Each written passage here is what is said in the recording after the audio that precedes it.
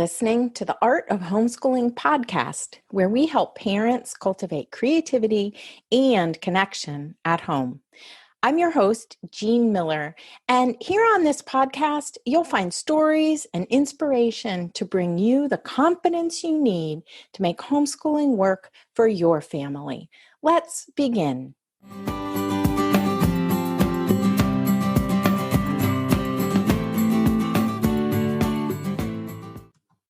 Hello, everyone, and welcome. I'm Jean, the homeschooling mentor at Art of Homeschooling and inside the Inspired at Home community. And I'm joined today by my wonderful assistant, Sarah. Hi, Sarah.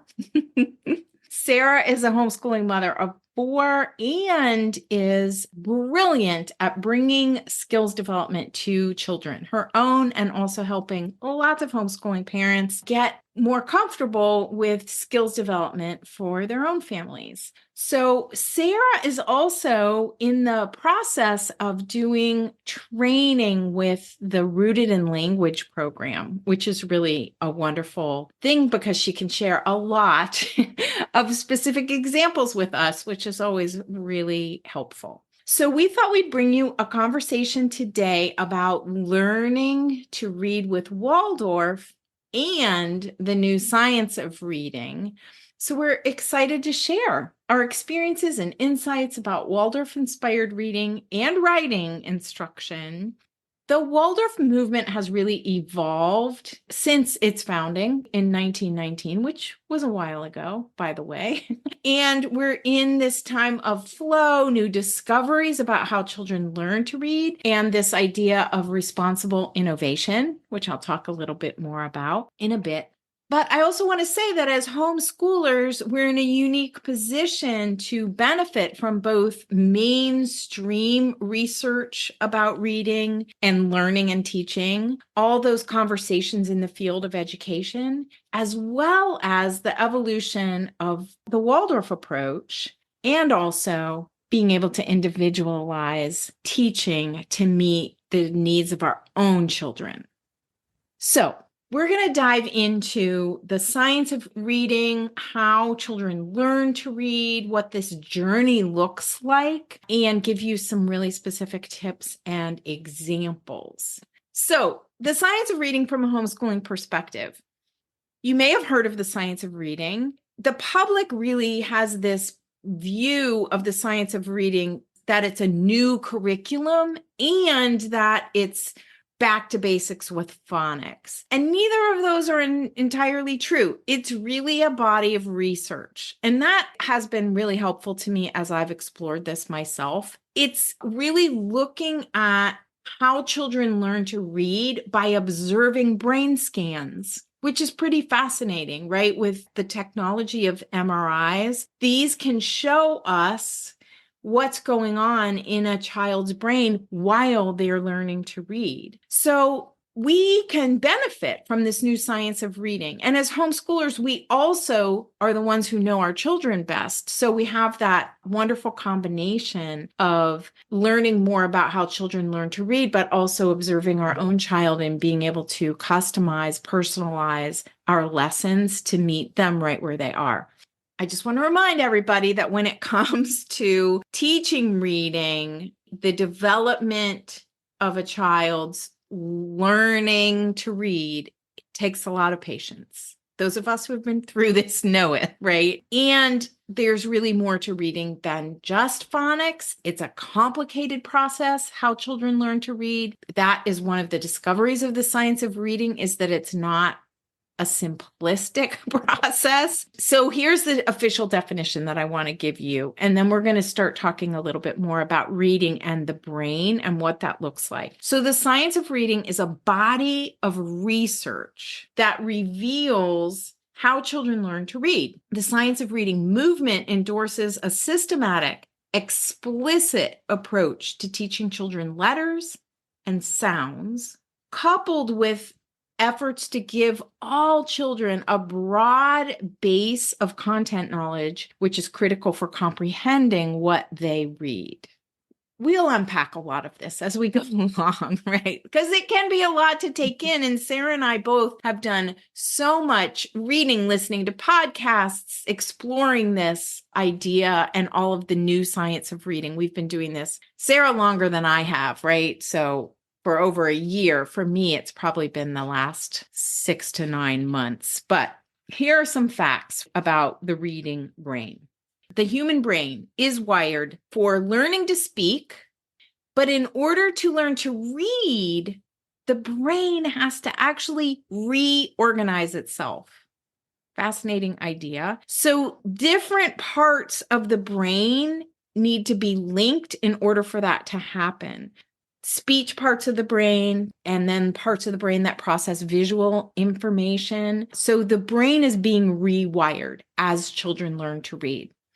This is part of the new science of reading, what's been discovered. So the brain actually reorganizes its neural pathways to learn to read. That's a requirement, really, right, for learning to read. So I want to share a quote from an article called Why Waldorf Works from a neuroscientific perspective. It's by Regalina Melrose. This article is available in the online Waldorf library, and we'll have a link to it in the show notes. And here's the quote. The brain operates optimally when all its parts are equally developed, valued, and engaged. Why Waldorf works is because it does just that. So we're going to talk about how different aspects of the Waldorf approach are really aligned with the science of reading, and then also talk about some additional specific strategies that you can use to help your own children. I'm going to turn it over to Sarah. And I'm going to jump in with just a few comments about how the Waldorf approach really complements this new brain science. The science that is telling us that there are links between the oral and speaking parts of our brain and the visual reading and writing parts of our brain that really need to develop as the child learns. The natural development is through oral language, but reading is a fairly recent development in the course of human history. So learning to read all starts with speech and language. And as Waldorf instructors, educators, homeschoolers, the approach of teaching with main lesson blocks provides a really broad base of content knowledge, which is critical for children to understand what they read. Waldorf starts in the younger grades with getting deep into things like mythology and folk tales, and then moves quickly into history and the sciences with broad content. So the neural pathways of the brain are really going to develop more robustly when this process of writing, along with the process of reading, is included. So it's this active process of writing that leads to the receptive process of reading. And in Waldorf, we start with finger plays, with lullabies, with tongue twisters, with reciting poetry. There's such a rich oral tradition in Waldorf education to support speaking and listening and how we link speaking and listening to reading and writing. Mm. So in the Waldorf approach, we often think about head, heart, and hands. And in Waldorf, all learning starts with the hands. So writing is the active part of reading. It's the action of writing that we do with our hands. And then it inspires the heart through the meaning of that writing, through the stories and the emotions and the feelings and the imagination. And then we receive the learning into the head as we develop the cognition. So this analogy of head, heart, and hands can really work through the whole process of reading. Mm-hmm. And the bottom line is that reading should be taught through the action of writing. There's a really great quote to kind of summarize this from a new book, Writing to Read the Steiner Waldorf Way. Yep, and we'll include links to these as well. So the authors state that we advocate the fundamental Waldorf pedagogical principle that children should be shown how to write before they read. They should work with the active principle before the passive, initially prioritizing the creative over the receptive. So this really illustrates clearly how the Waldorf approach matches with the science of reading, in that writing, reading, and oral language are so linked. Mm-hmm. And I just want to point out here and share a few thoughts about how teaching evolves over time, right? Sarah and I were both trained as classroom teachers before we had children and chose to homeschool. And I know some of the things I learned in graduate school have just changed, completely changed, about recommendations for teaching and learning. So specifically about reading, in the past, maybe 50 years or so in the field of education, so much has changed about how to teach reading. And as homeschoolers, we benefit, like I said in the beginning, from these conversations, and are also in the position to look at the children before us and bring them what they need, which is something that Steiner really wanted the teachers in that very first school. He really encouraged them to do that. And in a homeschool setting, we're in a unique position to be able to do that, right? And so within the Waldorf movement in particular, there's also been an evolution. So the Waldorf approach was founded, the first school opened in 1919, which is over 100 years ago. And the initial descriptions of how to teach reading were have children make main lesson books, right? It was still a writing to reading approach, but have children write summaries and main lesson books and then read back their own writing. And then around the time that the movement was celebrating its 100th year anniversary, in 2019, there began to be these conversations using this phrase, responsible innovation. And teachers began to really open up and share how we could take the approach and bring it to life for today. And part of that conversation has been how children learn to read, how we want to teach writing and reading specifically. So I find it really interesting that there are these two books. The first book that came out about teaching language arts really is called The Roadmap to Literacy. It's a very large book, and it's a guide to teaching language arts in Waldorf schools grades 1 through 3. It has a lot of good information in it. It can be very overwhelming to use, especially for, I think, homeschooling parents. And even since that was published, has this new science of reading now is influencing what we do. So I just wanted to mention that I want everyone to keep in mind that teaching is never stagnant. It really does, like how we teach and approaches to teaching certain subjects really do evolve over time, which is actually a good thing, right? And it's something that we want to keep in mind as we're homeschooling our own kiddos. And then more recently, this writing to reading book, The Steiner Waldorf Way, comes along, and it is a lot easier to use as a homeschooling parent and has a really good overview of specific strategies that can go along with what we're talking about today. And I'll just say quickly to add to that conversation about the two different resources, that the Roadmap to Literacy really brought to light this idea that English is such a different language than German, and that meant the original Waldorf schools were teaching reading in a completely different language system than English. English has taken the phonics of German along with French and Latin and Spanish and Old English and Old Norse and given us so many more phonemes than are present in German. So the reading and writing of English takes more effort, more time, to create those connections in the child's brain. And then take that idea, combine that with the new science of reading, and that's where we get writing to reading, the Steiner Waldorf way. So it's been an evolving process, and it will continue to change, I'm sure. Yes, So, thank you. yeah. Okay, so now we'll jump into kind of a breezy review of the reading and writing journey for a Waldorf-inspired homeschooler. But we'll start with pre-literacy. And pre-literacy includes a lot of oral language. So this is where your lullabies, finger plays, poems, songs, and stories all come into play.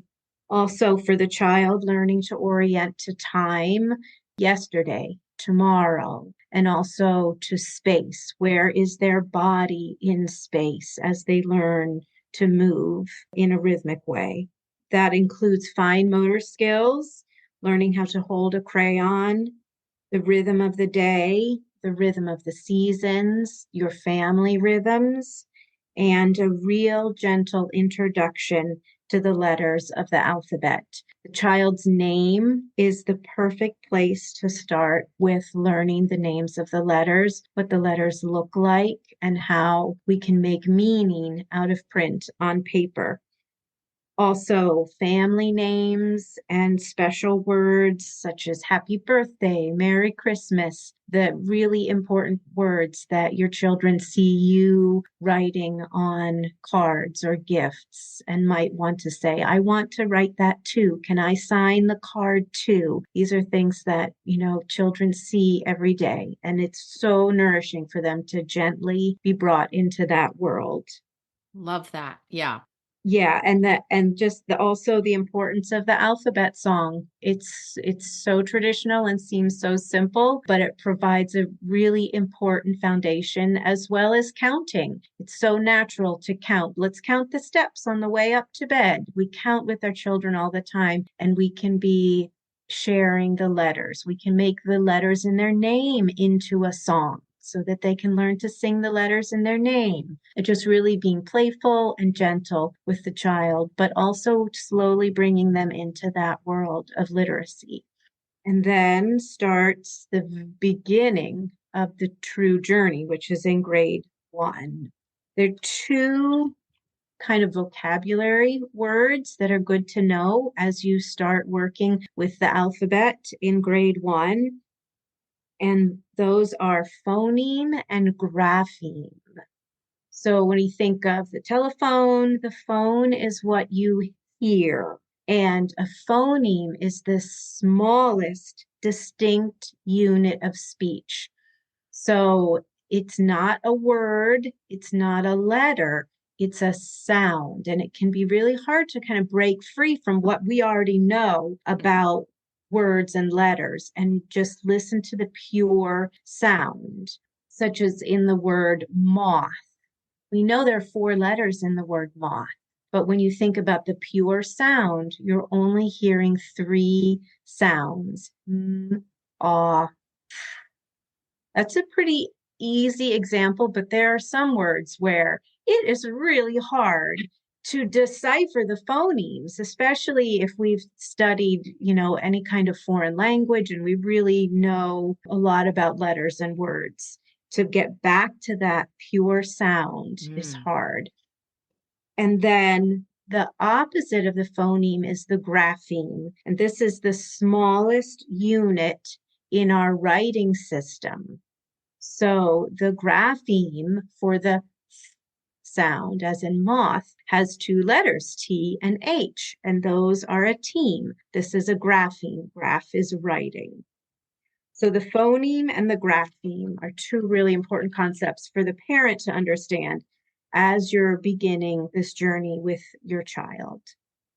So in Waldorf, we meet these letter sounds through stories, and they can be introduced really in any order. Different programs have suggested different orders for learning the letters. The Roadmap to Literacy has one suggested order. Writing to Reading has another suggested order. But truly, research does not dictate the order that you introduce the letters. The most useful thing for the child is to learn a handful of letters that they can quickly begin to put together to make words, because when they see the purpose and the meaning for the letters, it gets really exciting to see that all of a sudden I can communicate, "I love you, Mom," with letters. Oftentimes in the Waldorf approach, we'll wait for maybe the second or the third main lesson block to introduce those vowel sounds. But it's very meaningful and suggested in Writing to Reading, the Waldorf-Steiner way, that we go ahead and bring those 5 vowel sounds at the end of the very first language arts block. So that right away you can get into building words, and reading words and writing words, which is the exciting part of the journey. And it's so interesting because when I first started homeschooling, which was in the 1990s, the recommendation from Waldorf classroom teachers was to wait until the beginning of second grade to do that block on introducing the vowels. So that's one of the things that's really changed. And I just find it fascinating that it isn't just someone's opinion. It's based on the science of how children learn to read. And to me, that just makes all of this so much richer. Yeah, it's a small tweak to a really beautiful process. But, I didn't even develop that idea with any of my 4 kids either, but it makes sense. And, you can see when you teach those vowels that the light bulbs go off, especially when you introduce them through such a meaningful way as the Waldorf approach. There's the traditional stories about using the angels to teach the vowels. There's the idea of using, like, calling them laughing letters or singing letters, where they each sing their sound. And then I just developed an idea of my own because I had pretty rambunctious, creative, bouncy kids, and I knew they needed something a little more tangible than the idea of angels. So I used the Brementown musicians, and all of the characters had a different explanation, throughout the story. And it was so memorable and meaningful for them to remember those expressions in the story. So we bring these letters and their sounds and their shapes through story. And we use the simple 2-day rhythm, which carries throughout all of our lessons in Waldorf, and it's perfect for this introduction to the alphabet. So using a fairy tale or a folk tale or any story that has a really strong image that starts with your target letter. And then draw a picture from the story with that image on day 1. And then day 2, revisit the story and bring the letter. Learn how to draw the letter with crayons or with chalk or in a sand tray or with Play-Doh, however you want to bring the form of that letter. And then practicing how to make that letter while saying the sound of that letter. So really linking the sound to the shape, the sound to the action of drawing that letter. And this is where we link the speech to print, which is so, so important. And this is one of our really top 3 concrete tips that we hope that you'll take from this chat, is that when your child is writing, you can say the sound of the letter that you're making while you write. So we say our sounds as we write. So if you're drawing a row of C's, form the shape of the C, and as your hand is moving, k, k, so that your child's really bringing that active learning to the process. It's not just a passive process, it's a really active process. So bringing those letters one at a time, hearing the story, bringing the image to life for them, and then learning how to draw them and linking that sound with the movement, not just the visual shape, but the movement of the letter. And then bringing the vowels at the end of that first main lesson block to get started right away with reading and writing. From there, you can build into writing short sentences. You can use manipulatives like stones with the letters drawn on them, or wooden letters, plastic letter tiles, magnets on your refrigerator, just anything that can bring this into your child's hands to build words too. And then using speech and poetry, and eventually practicing together, doing some reading together in a reader that has decodable text, that your child can confidently identify all the graphemes that they'll meet in that book. So that's just a real quick introduction to that big first part of the journey.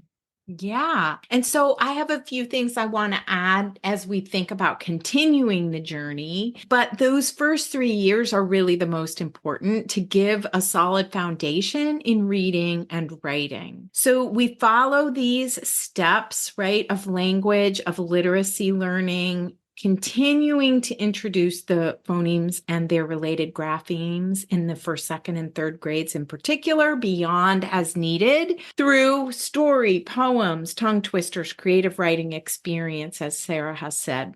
I do want to point out that our goal is not to explicitly teach every minute detail of decoding the English language. And I think that's where some parents get really overwhelmed, right? With how many of the phonemes are that they need to teach, and how do we even begin to wrap our minds around what that might look like. So we do not need to explicitly teach every detail. As readers, like, think of yourself as a reader. We do a lot of flexing, right, between what we expect the print to represent or say and what that word actually looks like. Words and their pronunciations actually change over time. Historically, language changes. For example, the pronunciation of the word route, or route, often, like often, data, some pronunciations are actually still in flux. And so there'll be regional differences between pronunciations for certain words. And then other words, there's an older version of it and a more contemporary version. So language changes over time too. Any language is also evolving. So here's one thing that Sarah and I hope you take away from this, that as your child begins to crack the code, you've given some explicit instruction, and then natural learning or implicit learning begins to kick in. And this is when we really want to be carefully observing through listening to our children read aloud, taking note of their mistakes that they make in their writing, especially their original writing. And we can pick up on small little skills and spelling patterns that we might need to go back and teach them or reteach them even more explicitly. This is their journey, right? This is their journey from writing to reading. It is not always linear, just like we know about teaching and learning, working with our own children. So I want you to keep that in mind, that the explicit lessons you give are going to evolve into their implicit learning on their own. And you might need to circle back and do some more explicit teaching of specific skills. This is also a time when we can move from a strong focus on phonemic code to other important elements of language, such as suffixes and prefixes, vocabulary, grammar, Greek and Latin roots, cursive writing, and other really fun language things, right, that our child discovers. So this is how the journey continues on. We move from including the letters and letter patterns in main lesson books to creating a language arts main lesson book, or then a notebook or a binder or longer pieces of writing, paragraphs, reports, doing some research and that sort of thing. And throughout, depending on what our children need, are going to want to add an extra skills practice session and reading practice time into our daily rhythm. So oftentimes this is described as doing main lesson work on that main lesson topic for a period of time each day, and also some skills practice for a short period of time each day in a skill that we've already taught, but that we want to help our child practice more of. And sometimes the easiest way to wrap your mind around this is to think about, if you're doing a math main lesson block, you're doing language arts skills practice. If you're doing a language arts main lesson block, you're doing math skills practice. And that varies sometimes because some children need that skills practice more regularly during certain phases of their learning journey. I'll just share a little story because this illustrates so perfectly how that implicit learning starts to take off. But my little guy is in 5th grade and just really starting to pick up speed and make observations about reading and writing. And we were talking today about the air sound, and there's like 4 or 5 different ways to spell that air sound. There's the hair, like hair on your head word family, AIR. There's air as in bear, like growl bear, BEAR. And then there's air as in like carry. I can carry this book, ARR. And then there's hair, like the rabbit hair is ARE. So we were working through 2 or 3 of these. And then I said, oh, there's another one. There's AIR. And we hadn't practiced that one. He said, I've taught myself that one. I read it in the other day. I know that. So he's like verbalizing, I taught myself that one. He already knew it before we even looked at that word family. So, learning to work through those things is pretty cool. Yeah. And it is a journey, right? And it's going to be different for every single child. Yeah. The things, just their vocabulary, their interests, what they're drawn to, what kind of print they're exposing themselves to. My little guy loves comic books. So that's what he's reading right now is comic books. And it's great. He's working through really hard stuff, but not overwhelming himself with a thick page of text yet. So it's different for every. Yeah. So as we come to a close here, Sarah has some practical, concrete tips to share with everyone here, and then we will conclude. Yeah. So the science of reading, like Jean said, it's a body of work and it's very dense, and to kind of wrap your head around it and how you might implement that in practice, that's your own journey, and that takes some time. And all the things that Jean says, think in threes, pick one, just pick one thing to try for a month, pick one small strategy to implement into your weekly or monthly plan. That all applies here. Yeah. So the one concept, the one big takeaway from the science of reading that I think you can integrate right now into your teaching is the idea of saying your sounds as you write. Mm-hmm. And if you think about it, we do this naturally for our children. Like if you've ever had a child come to you and say, Mommy, how do I write happy birthday? You'll pick up the pencil and write it for them, but you'll say your sounds. Happy birthday, to show your child as you're writing how you're linking. So it's very natural, but to have the child do that too can be so helpful. And you can start small, just maybe even with handwriting or, writing 3 or 4 word family words. With the first grader, just starting with the main lesson book and saying the sound as they write the letter in their main lesson book. If they're doing crayon rows of maybe 5 letters on each row, but you can apply that for writing all the way up into the more advanced work, writing the word photosynthesis. Break it down, say your sounds as you write to help and teach your child that connecting what they say to what they're reading will help their brain remember how to break down that word. In sis. Those big vocabulary words have a lot, they're complicated, but you can still break them down into their smallest parts and build that really strong connection between what you're hearing and what you're writing and reading.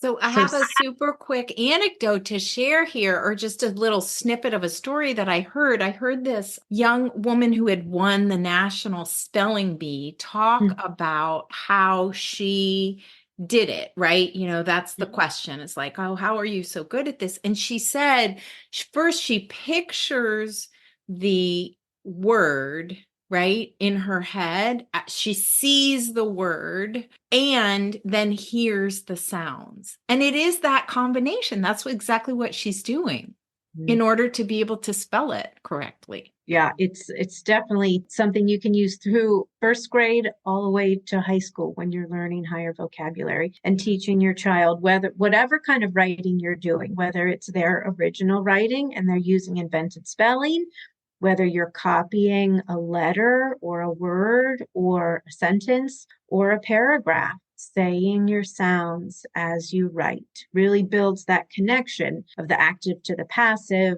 the head, heart, and hands. It just connects everything.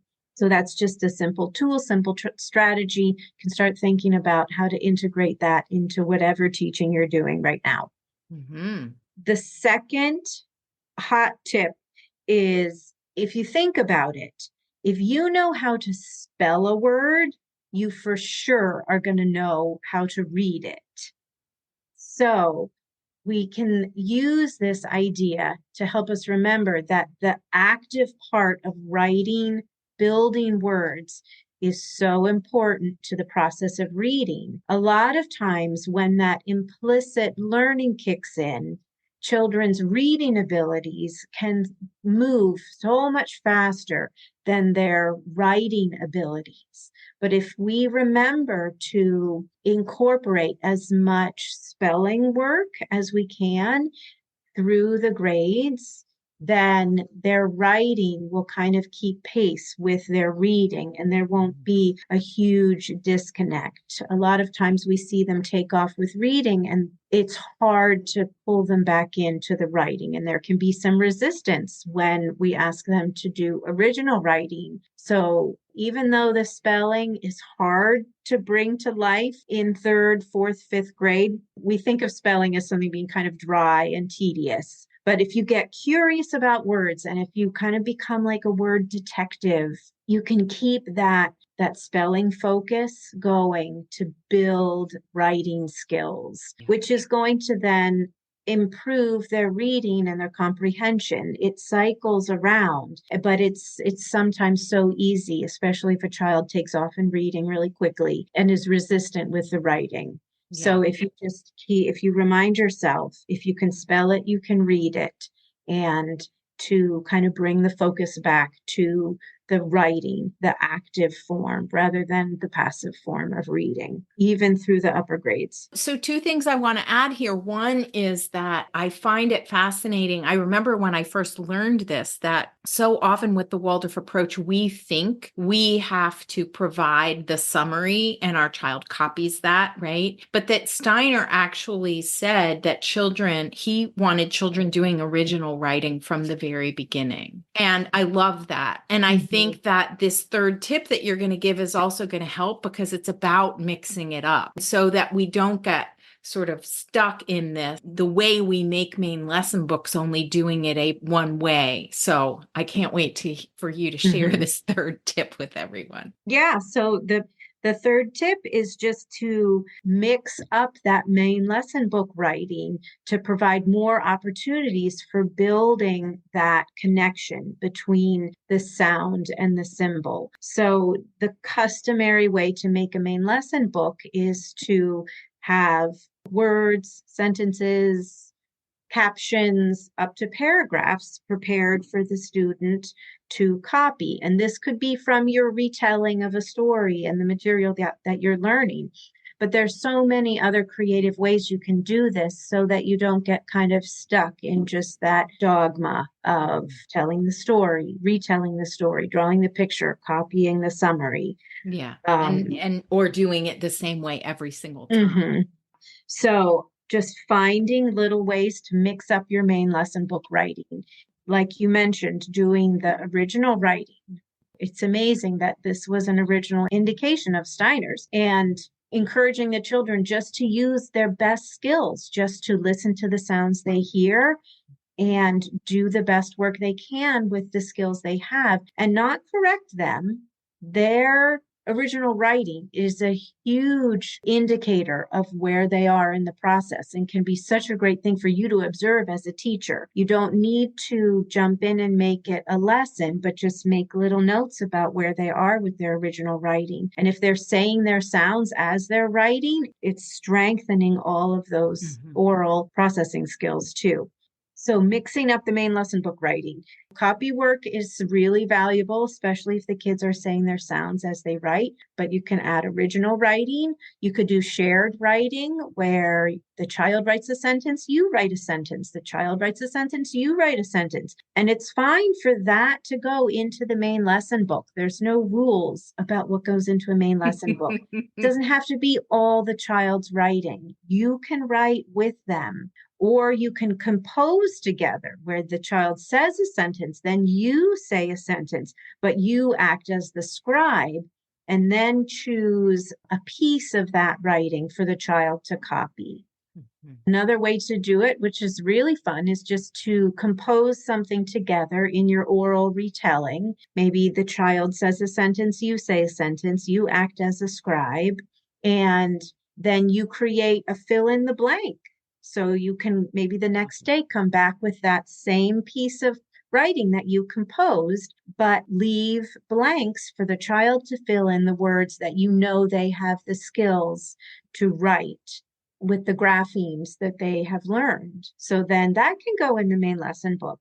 And then there's the more advanced version where there's dictation, where you read a sentence to the child and they write it without looking at any kind of copy work or writing on the board or having any kind of model. And that is really challenging. So making sure that the vocabulary you're bringing in that dictation is vocabulary the child has the skills to write, that they have mastered all the graphemes that you're asking them to write so that they can do it correctly. Yeah. So many So options. mixing up that main lesson book writing. Well, thank you for those tips. And that's our take on learning to read with Waldorf and the science of reading. They can go together. They go together well, really. So both Sarah and I feel like this is such an exciting development in the field of teaching reading. And as I said at the beginning, there have been so many debates in the past 50 years or more, probably, right, about how to teach children to read in schools in particular. As homeschoolers, we benefit from these conversations, and we also can individualize the learning for our child. So I hope that this talk has helped you see that within the Waldorf movement, there's been an evolution from just make main lesson books to adding skills practice sessions to adding explicit instruction to observing our children and helping them on their learning journey, their learning to read journey. And also I hope we've given you some encouragement to innovate your lessons responsibly to meet the needs of your children in particular. With the new science of reading, we can now see how to develop more helpful and specific strategies for an explicit approach to teaching children to learn to read, teaching them their letters and their sounds, coupled with giving our kiddos a broad base of content knowledge through the main lesson blocks that we bring so that they can have a broader comprehension of what they read. So much fun to have this conversation with you, Sarah. Thank you so very much. This is great. Thank you. Thank you for inviting me. Yeah. All right. Well, we will share some links to some of the resources we suggested. And thank you so much for joining us. Talk to you soon. That's all for today, my friend. But here's what I want you to remember. Rather than perfection, let's focus on connection. Thanks so much for listening, and I'll see you on the next episode of the Art of Homeschooling podcast.